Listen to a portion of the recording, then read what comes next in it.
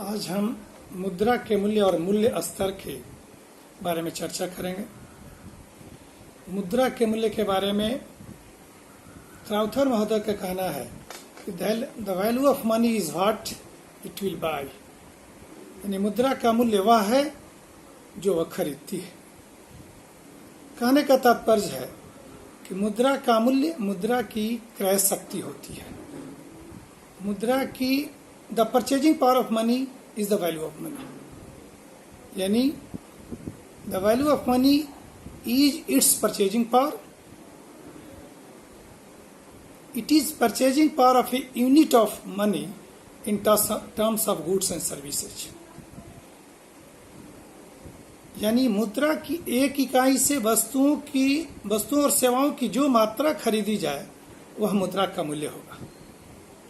मुद्रा का मूल्य उसकी क्रय शक्ति से जाना जाता है। यदि हम 1 रुपया में एक टॉफी खरीदते हैं तो मुद्रा का मूल्य 1 टॉफी के बराबर होगा, यानी मुद्रा की एक इकाई से जो वस्तुएं सेवाएं खरीदी जाए वही मुद्रा का मूल्य होता है। यहाँ 1 टॉफी अगर हम खरीदे तो 1 टॉफी मुद्रा का मूल्य हुआ। अब दूसरी ओर हम देखें मूल्य स्तर के बारे में, कीमत स्तर, तो मूल्य स्तर एक अलग धारणा है।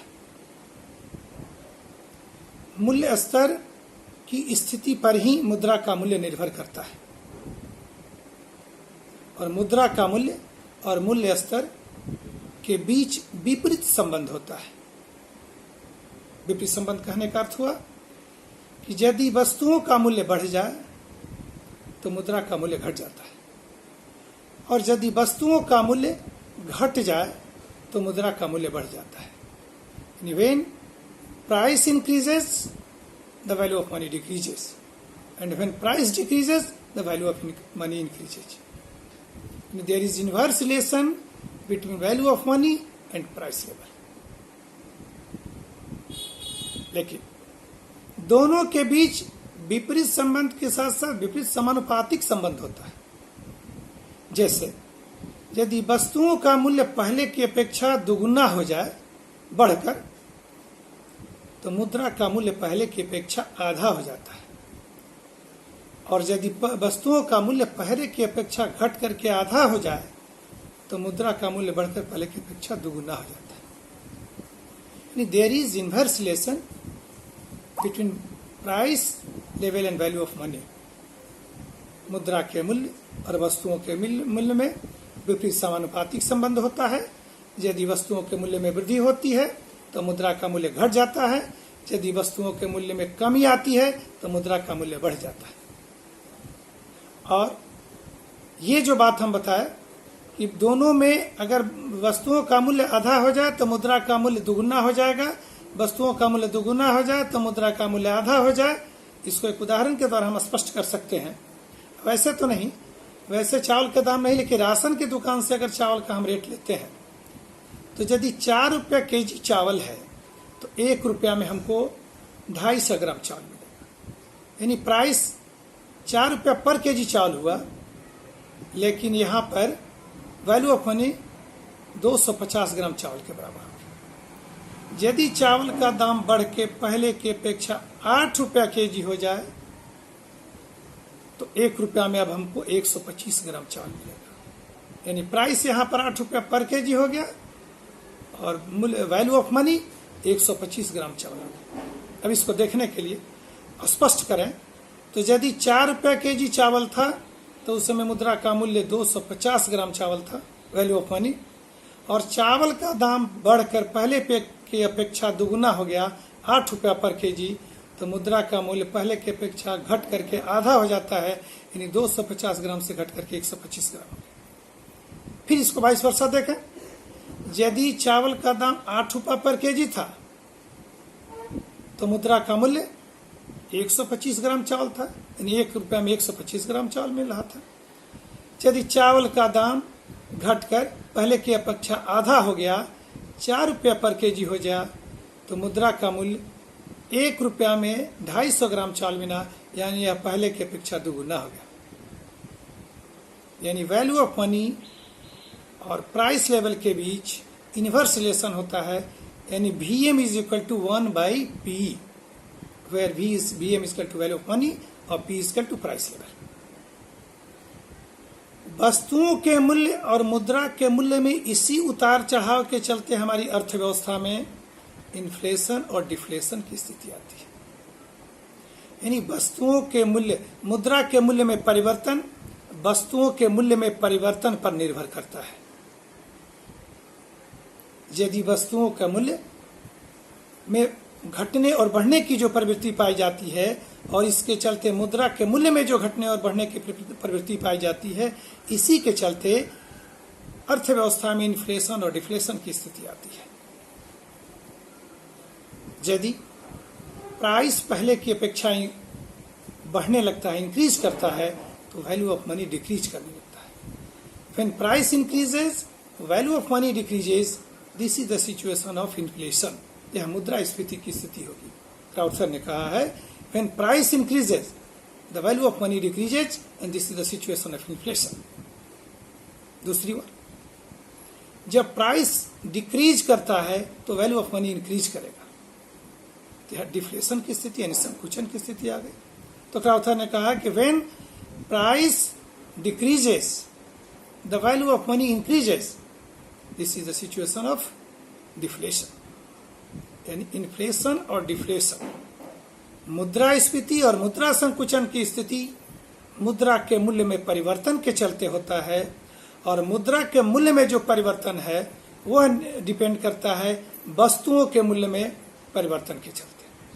और मुद्रा का मूल्य और वस्तुओं के मूल्य दोनों में विपरीत संबंध होता है, दोनों विपरीत धारणाएं हैं, और दोनों में एक के बढ़ने पर दूसरा घट जाता है और दूसरे एक के घटने पर दूसरा बढ़ जाता है, और इस स्थिति इसके चलते अर्थव्यवस्था में इन्फ्लेशन और डिफ्लेशन की स्थिति आती है।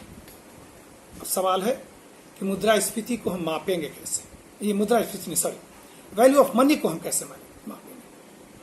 तो वैल्यू ऑफ मनी को मापने के लिए जिसका हम सहारा लेते हैं, जिसका हम उपयोग करते हैं, वो इंडेक्स नंबर है, सूचकांक। यानी इंडेक्स नंबर दो समयों के बीच वैल्यू ऑफ मनी के उतार चढ़ाव के बीच माप करता है कि दो समयों में वैल्यू ऑफ मनी में कितना इंक्रीज या डिक्रीज हुआ। इसको माप करने के लिए जिस विधि का प्रयोग करें वह सूचकांक होगा, इंडेक्स नंबर होगा। लेकिन इंडेक्स नंबर बनाते समय हमें बहुत सी बातों को ध्यान में रखना पड़ता है। ऐसे नहीं कि इंडेक्स नंबर हम किसी ईयर को मान के बना दिए, किसी भी वस्तु को मान के बना दिए, किसी भी प्राइस पर बना दिए, ये नहीं होगा। इंडेक्स नंबर बनाने के लिए पहले हम आधार वर्ष का चुनाव करते हैं, बेस ईयर, और जिस ईयर से उसको तुलना करना है वह करेंट ईयर हो गया, चालू वर्ष। तो आधार वर्ष कैसे हम चुनेंगे? इंडेक्स नंबर बनाने में आधार वर्ष चुनाव में कठिनाई होती है, क्योंकि आधार वर्ष वह वर्ष होता है वो एक नॉर्मल ईयर हो। नॉर्मल ईयर कहने का अर्थ उस समय आपात की स्थिति नहीं हो, महामारी की स्थिति नहीं हो, कोई दैवी प्रकोप नहीं आया हो, क्योंकि ये जब स्थिति आएगी तो उस समय सप्लाई कम होगा और वस्तुओं के मूल्य में इंक्रीज करेगा ही। जब वस्तुओं का मूल्य इंक्रीज करेगा, वैल्यू ऑफ मनी डिक्रीज करना आवश्यक करेगा।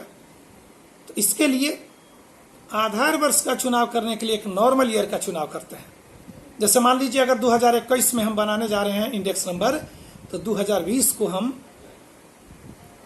आधार वर्ष नहीं मानेंगे, बेस ईयर नहीं होगा।